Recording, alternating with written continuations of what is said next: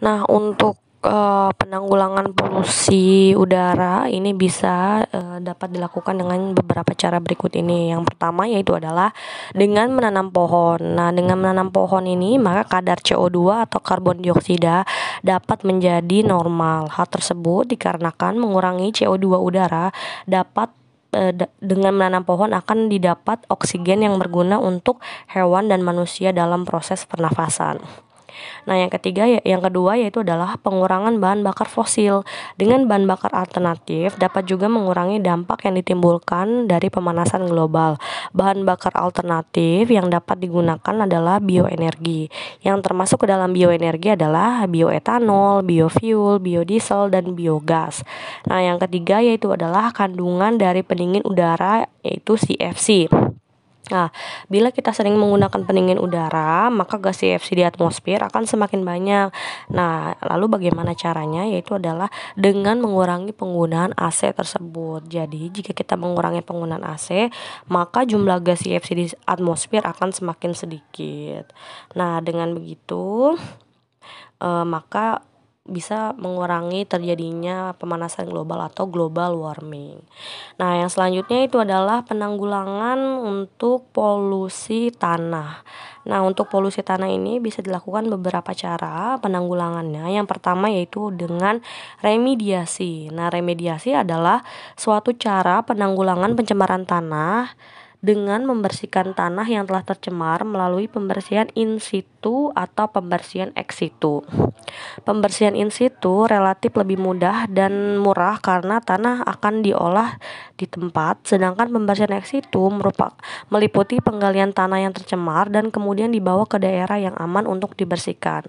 Cara pembersihan ex situ adalah tanah tersebut disimpan di bak atau tangki yang kedap, kemudian zat pembersih dipompa ke bak atau tangki tersebut.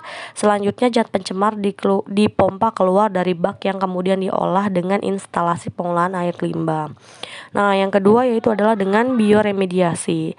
Bioremediasi adalah suatu cara penanggulangan pencemaran tanah dengan menggunakan mikroorganisme baik jamur maupun bakteri. Tujuannya adalah untuk mendegradasi polutan menjadi senyawa yang tidak beracun atau kurang beracun. Nah, jadi untuk mendegradasi adalah untuk menguraikan ya senyawa-senyawa yang beracun tadi. Nah, yang selanjutnya itu adalah penanggulangan polusi air. Nah, untuk polusi air sendiri berikut adalah penanggulangannya. Yang pertama yaitu pembuatan kolam stabilisasi. Dalam kolam stabilisasi, air limbah diolah secara alamiah untuk menetralisasi zat-zat pencemar sebelum air limbah dialirkan ke sungai. Kolam stabilisasi yang umum digunakan adalah kolam anaerobik, kolam fakultatif, dan kolam maturasi. Kolam stabilisasi ini dapat digunakan oleh semua kalangan karena mudah dan murah. Yang kedua yaitu adalah pengolahan air limbah ini menggunakan alat-alat khusus. Pengolahan ini dilakukan melalui 3 tahap yaitu primary treatment atau pengolahan pertama, secondary treatment atau pengolahan kedua, dan tertiary treatment atau pengolahan lanjutan. Primary treatment merupakan pengolahan pertama yang bertujuan untuk memisahkan zat padat dan zat cair dengan menggunakan filter atau saringan dan bak sedimentasi. Nah, untuk secondary treatment merupakan pengolahan kedua yang bertujuan untuk mengkoagulasi, menghilangkan koloid, dan menstabilisasikan zat organik dalam limbah.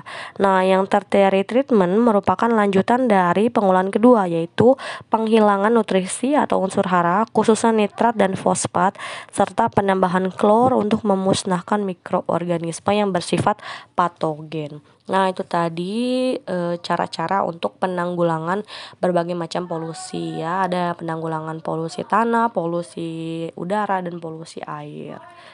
Oke, mungkin itu saja yang dapat saya sampaikan. Assalamualaikum warahmatullahi wabarakatuh.